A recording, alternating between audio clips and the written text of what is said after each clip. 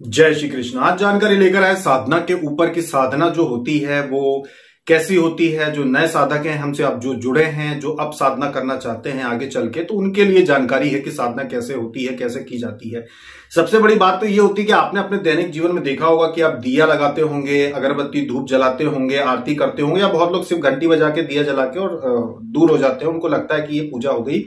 तो साधना क्या होती है, दैनिक पूजन आप जो करते हैं क्या होता है, इस बात को समझिए। देखिए, जब आप अपने घर के मंदिर में दिया जलाते हैं तो ये भी पूजा पाठ, ये भी मानी जाती है, इससे भी ऊर्जा का निर्माण होता है, लेकिन बहुत आंशिक।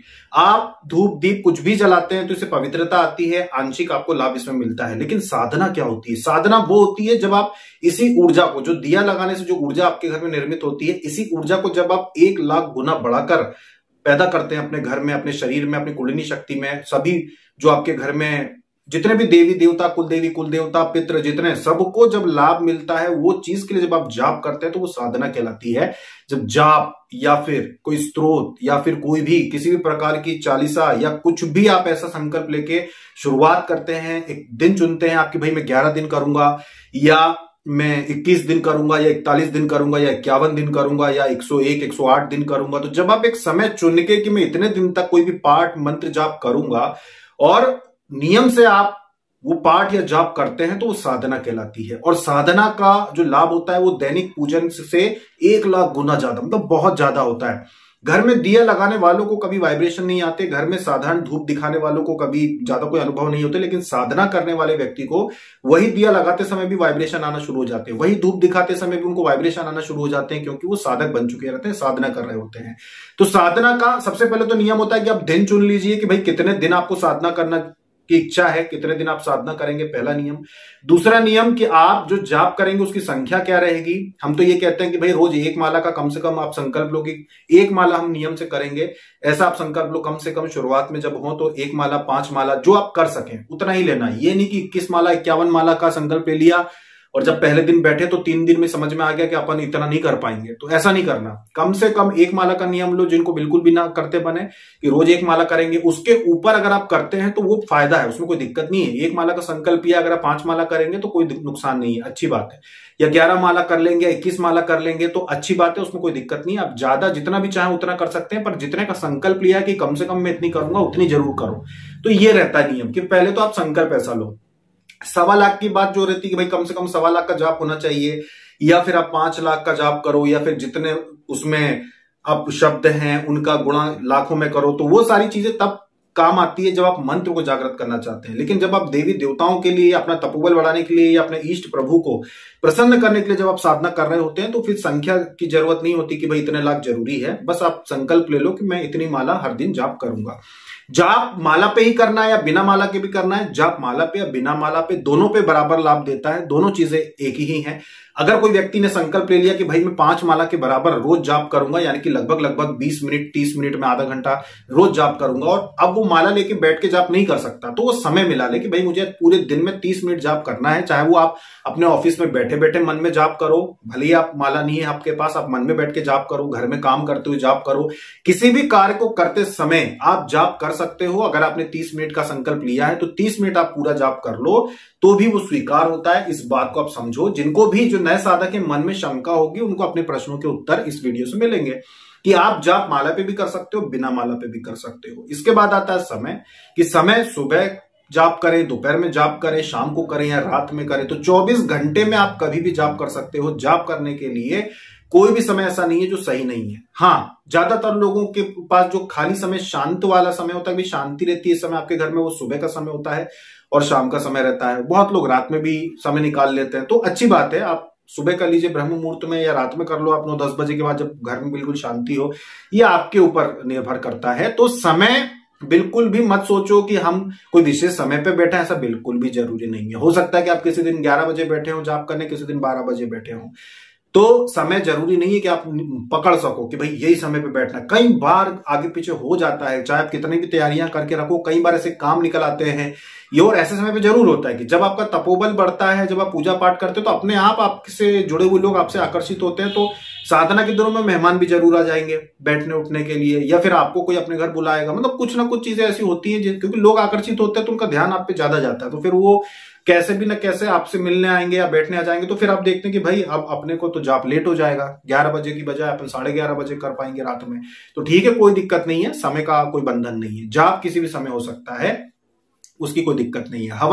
हवन जो होता है, अगर आप दैनिक कर सकते हैं तो अच्छी बात है, प्रतिदिन हवन करो, बहुत अच्छी बात है। अगर नहीं कर सकते तो रात में आप जाप कर रहे हो तो सुबह आप हवन कर सकते हो या शाम को हवन कर सकते हो, भले ही आप जाप रात में करते हो। या फिर पूर्णाहुति यानी कि अंत में, जब आपका 11 दिन की साधना है या 21 दिन की साधना है, तो अंत में 21वें दिन आप हवन कर लो, कोई भी परेशानी नहीं है। हवन दशांश करना जरूरी है या फिर अपनी इच्छा से कर सकते हैं हम। हवन आप अपनी इच्छा से कर सकते हो, जरूरी नहीं है कि दशांश ही करो, जो आप कर सकते हो। 108 आहुति का, 51 आहुति का, 21 आहुति का भी अगर आप करोगे तब भी मान्य है। देवी देवता कभी भी ऐसी वो नहीं करते कि कोई जिद है कि नहीं आपको दशांश ही करना होगा। जो आप कर सकते हो श्रद्धा से वो करो। एक बार जब आप हवन करना सीख जाओगे तो फिर आप हर 7 दिन में आप एक दिन चुन लो कि भाई अपने देवियों को मानते हो आप या शिव जी को मानते हो, किसकी आप ज्यादा पूजा करते हो, उनका दिन चुन के सप्ताह में एक दिन हवन जरूर करना चाहिए घर में। जैसे सोमवार चुन लिया आपने या शुक्रवार, आप देवी भक्त हो तो अब शुक्रवार आपने चुन के रखा कि भाई शुक्रवार अच्छा दिन है हमारे लिए, तो आप शुक्रवार को हवन करो, हर शुक्रवार को हवन कर सकते हो। तो इस तरह से आप साधना कर सकते हो। इसके बाद विधि की बात करें तो विधि के लिए एक ही विधि है कि भाई आपको बस यह है कि घर में पवित्रता का ध्यान रखो, साफ सफाई का ध्यान रखो और जाप प्रतिदिन करो। अब यही विधि है। मंत्र आपको याद कर लो, बस जो मूल मंत्र है, बाकी कुछ भी याद करने की आवश्यकता नहीं, बस मूल मंत्र आपको जाप करना है, यही विधि है। इसके अलावा ज्यादा विधि में जाने की आवश्यकता नहीं है। विधि विधान जो आपको अगर मिलता है हमारे यहां से, जिन लोगों ने सामग्री अगर ली है और आपको विधि विधान मिलता है तो आप करो। अगर आप रोज कर सकते हैं तो करो, नहीं कर सकते तो पहले दिन कर लो, बाकी दिन डायरेक्ट सीधे आप जाप कर सकते हो, कोई दिक्कत नहीं है। देवी देवताओं की सिद्धि जब मिलती है तो पहले अप्रत्यक्ष अंश के रूप में प्राप्त होती है, फिर जब लंबा समय आप उसमें देते हैं, जितना ज्यादा आपका तपोबल बढ़ाएंगे, उस स्थिति में आना आपके ऊपर होता है, हमारे ऊपर नहीं होता। ये आपके ऊपर होता है कि आप कितना जाप करते हो, कितनी श्रद्धा से करते हो, कैसा आपका रहन सहन है, कैसा आपका तपोबल है, तो उस पर निर्भर करता है कि आपको कितने समय में सिद्धि मिलेगी। बहुत सारे लोग ऐसे हैं जिनको कुछ ही महीनों में मिल जाती, बड़ी बड़ी सिद्धियां मिल जाती हैं। बहुत सारी साधिकाएं ऐसी होती हैं जिनका तपोबल पहले से ऐसा रहता है कि वो साधना करती है, एक बार साधना की और उनको सिद्धि मिल गई। बहुत सारे ऐसे साधक साधिकाएं जिनकी नकारात्मकता दूर हो गई साधना करने पे, साधना तो किसी और की कर रहे थे पर वो नकारात्मकता अपने आप घर में थी, वो दूर हो गई, वो सिद्धि भी मिल गई। तो सारा कुछ आपके तपोबल पे निर्भर करता है। ऐसा बिल्कुल भी नहीं होता, किसी के भी साथ नहीं होता कि किसी ने मान लो अप्सरा साधना की और बोले कि भाई 21 दिन में मेरे सामने आके खड़ी हो जाए, तो ऐसा नहीं हो सकता, क्योंकि वो तपोबल पे निर्भर करता है कि आपका तपोबल कितना है और आपकी श्रद्धा कितनी है। मन विचार शुद्ध होना जरूरी है, आपका रहन सहन शुद्ध होना जरूरी है। बहुत सारी चीजें ऐसी होती हैं जिसपे निर्भर करता है कि आपके ऊपर देवी देवता के किस स्तर तक की कृपा प्राप्त होगी। तो इस तरह से आपकी साधना होती है। तो दैनिक पूजन पाठ में और साधना में यही अंतर होता है कि साधना जो होती है वो संकल्प लेके की जाती है कि भाई मैं इतने दिन साधना करूंगा।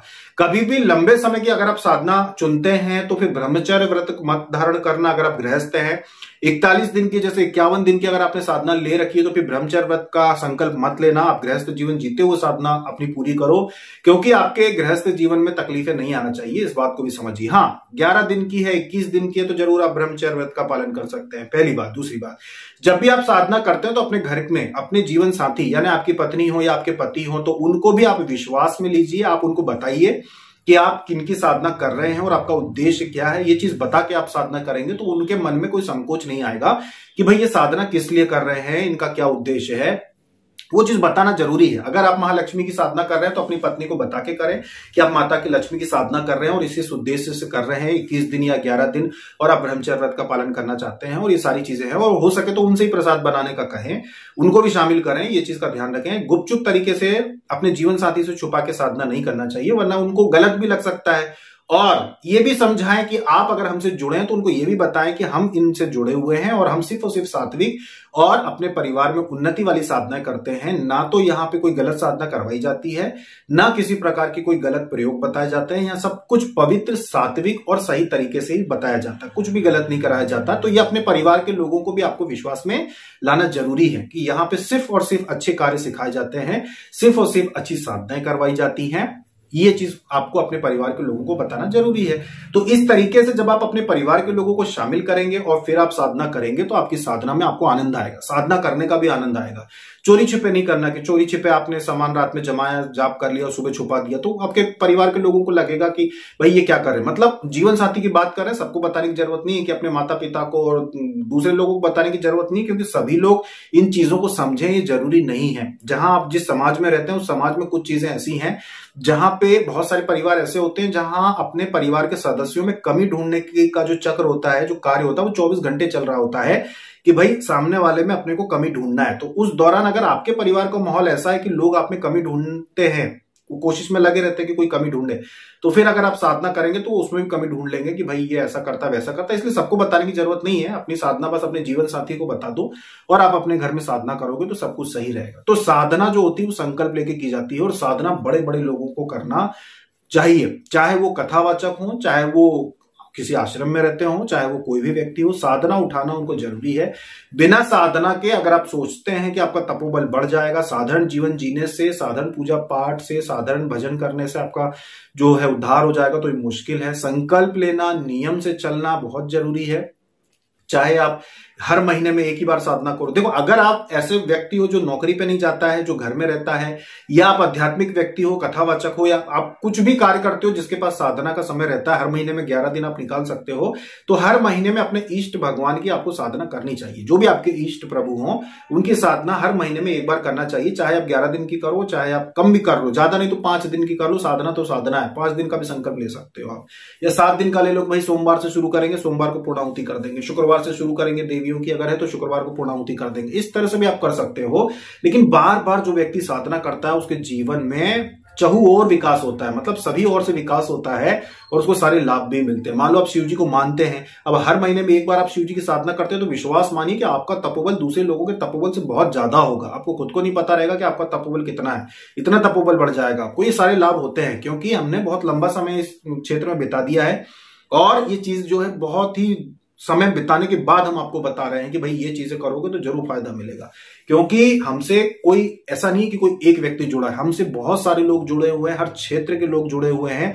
ऐसा कोई क्षेत्र नहीं है, हमारे देश का कोई ऐसा जिला नहीं है जहां का व्यक्ति हमारे साधक परिवार में जुड़ा हुआ ना हो। पूरे देश के सभी राज्यों के हर जिले लेवल पे, हर जिले से हमारे यहाँ पे साधक जुड़े हुए हैं। ऐसा कोई सा भी नहीं बचा है जहां के साधक ना हो, हर जगह के साधक है हमसे जुड़े हुए। तो इसीलिए आप लोगों को साधना करना चाहिए, तो आपको भी लाभ देखने को मिलेगा। चाहे आप किसी भी क्षेत्र में काम करते हो, आपको उन्नति देखने को मिलेगी, तपोबल बढ़ेगा, सारी चीजें आपके अनुकूल होगी। तो साधना इस तरीके से करना चाहिए। ये छोटे छोटे नियम है जो बहुत आसान है, जो आपको करने होते हैं जिससे कि आपको दिक्कत ना हो। प्रसाद आप बाजार से बना बनाया भी ला सकते हैं, लाके फ्रिज में रख सकते हैं और उसमें से रोज थोड़ा थोड़ा निकाल के चढ़ा सकते हैं। चढ़ा हुआ जो प्रसाद होता है उसको चढ़ाने के बाद ही थोड़ा सा आप चढ़ा रहने दीजिए, बाकी का आप अपने परिवार में बांट सकते हैं। जरूरी नहीं कि रात भर उसको रखा रहे, आप भोग लगा दीजिए और जो प्लेट में वो आप रात में, जैसे महालक्ष्मी योगिनी की साधना है तो आप बांट सकते हैं, शिव जी की साधना है बांट सकते हैं। या दूसरे दिन अगर आपको पता है कि रात में यहाँ पे चूहे या दूसरी चीज नहीं आते हैं उसको झूठा करने, तो आप सुबह वो प्रसाद बांट सकते हो परिवार के लोगों में। क्योंकि सात्विक पूजा पाठ आप कर रहे हो तो प्रसाद बांट सकते हो घर में, कोई दिक्कत नहीं है। सिर्फ घर में, घर के बाहर अड़ोसी पड़ोसी को बांटने नहीं जाना, अपने घर के लोगों को आप बांट सकते हो प्रसाद। प्रसाद बाजार का भी चलेगा, प्रसाद घर का भी चलेगा, कोई दिक्कत नहीं है। आप बिल्कुल निश्चिंत रहिए। जो लोग कुंवारे हैं, हॉस्टल में रहते हैं, या जो लोग कमरे पे किराए से रहते हैं, वो ये मत सोचना कि भाई रोज रोज हम कहां से प्रसाद बनाएंगे। आप लेके आ जाइए एक ही बार में और रख लीजिए। ऐसा प्रसाद ले आइए जो फ्रिज में रखने की भी जरूरत ना हो, खराब ना हो, और उसको आप रोज चढ़ा दो तो भी मान्य है। ये चीजें जो होती श्रद्धा से की जाती हैं और सब कुछ स्वीकार है, कुछ भी ऐसा नहीं जो स्वीकार ना हो, सब कुछ स्वीकार होता है। तो इस तरीके से आप साधना करो, प्रसाद भी अब ला के रख सकते हो। फूल मिलते हैं रोज तो ठीक है, नहीं तो आप 2 दिन के एक दिन में फूल ले आओ। एक दिन पुराने फूल पे होंगे तो कोई दिक्कत नहीं है, आप धो के उनको जल से और आप चढ़ा सकते हो, कोई दिक्कत। क्योंकि हर मौसम में हर जगह फूल मिलना मुश्किल है, ऐसा नहीं है कि मिल जाए, और जो मिल जाए वही उपयुक्त है। मतलब ऐसा भी नहीं है कि आपको गुलाब के फूल चाहिए या आपको कोई विशेष रंग के ही चाहिए कि भाई हम ये साधना कर रहे हैं तो हमको पीले ही फूल लगेंगे, ऐसा भी नहीं। जो फूल मिल जाए, जहां जैसी व्यवस्था हो उस हिसाब से आप साधना करो। साधना करना ज्यादा महत्व रखता है, चीजें तो आप ज्यादा कम कर सकते हो। यंत्र नहीं है तो फोटो रख सकते हो, कोई दिक्कत नहीं है। बहुत सारे साधक ऐसे आते हैं हमारे पास जो कहते हैं कि भाई हमने पिछली बार आपसे जो साधना सामग्री ली थी तो माला है हमारे पास। अब यंत्र नहीं है तो यंत्र हम अलग से बुलवाएं, तो हम कह देते हैं भाई फोटो रख लो। माला है आपके पास तो कोई दिक्कत नहीं है, आप वही माला अन्य देवियों की साधना में उपयोग कर सकते हो, कोई दिक्कत नहीं है। जैसे रुद्राक्ष माला है, तो रुद्राक्ष माला आपने एक साधना में उपयोग करी तो आप दूसरी साधना में भी उपयोग कर सकते हो, कोई दिक्कत नहीं है, हो सकती है। स्फटिक माला भी उपयोग हो सकती है, कोई दिक्कत नहीं है, बहुत सारी चीजें हैं। तो इस तरीके से साधना की जाती है। साधना करने से लाख गुना ज्यादा फायदा मिलता है। साधना करने से आपके पितरों को भी भाग जाता है, जो आप जाप करते हैं, जो तपोबल बनता है तो आपके पितरों को भी प्राप्त होता है, देवी देवताओं को भी प्राप्त होता है। तो धीरे धीरे आपकी नकारात्मक चीजें दूर होती है। कोई भी चीज, जैसे कोई रोग होता है, बीमारी होती है, वो एकदम से साफ नहीं हो जाती, वैसे ही जब आप अध्यात्म के मार्ग पे आते हो तो एकदम से चीजें साफ नहीं हो जाती, थोड़ा समय लगता है। साधना कर रहे हो आप, एक बार साधना करोगे तो घर पवित्र हो जाएगा, दूसरी बार साधना करोगे तो घर का और अच्छा माहौल होगा, तीसरी बार साधना करोगे तो और तपोबल बढ़ेगा। तो हर बार आपको लाभ बढ़ते जाएंगे, बढ़ते जाएंगे। ये चीजें आप खुद ही देखेंगे। अभी बहुत बड़ी संख्या में जो साधक साधिका हमको अपने अनुभव बताते हैं। अब शुरू शुरू में तो लगता था हमको कि देखो चलो अच्छा है, इनको लाभ हुआ। अब तो इतनी हजारों की संख्या में लोगों को फायदे हुए हैं। लोग बताते हैं कि भाई हमें इतना लाभ हुआ, इतना लाभ हुआ, इतना लाभ हुआ। वो बताते हैं कि अब तो ये चीज हो गई है कि हम पूरे विश्वास के साथ कहते हैं कि भाई कोई भी व्यक्ति साधना कर सकता है, और जो भी साधना करता है सबको फायदा तो होता है। बस श्रद्धा होना चाहिए कि हाँ भाई हमारी जो पूजा है, हमारी जो साधना है वो लग रही देवी देवताओं को। अगर आप उस विश्वास के साथ साधना करेंगे तो निश्चित तौर पे आपकी साधना फलीभूत हो जाएगी। तो ये थी जानकारी छोटे छोटे सवाल और जवाब के ऊपर जो नए साधकों के मन में उठ रहे होंगे। तो अभी भी आप चैत्र नवरात्रि में अगर आप साधना करना चाहते हो तो ये छोटी छोटी बातें हैं, बस यही नियम है, इससे ज्यादा आप ध्यान मत दीजिए और आसानी से आप साधना करने के लिए कूद जाइए। अगर आप साधना करेंगे तो आपको निश्चित तौर पे अच्छे लाभ देखने को मिलेंगे। ये थी जानकारी साधना के ऊपर। अभी तक के लिए इतना ही। जय श्री कृष्णा।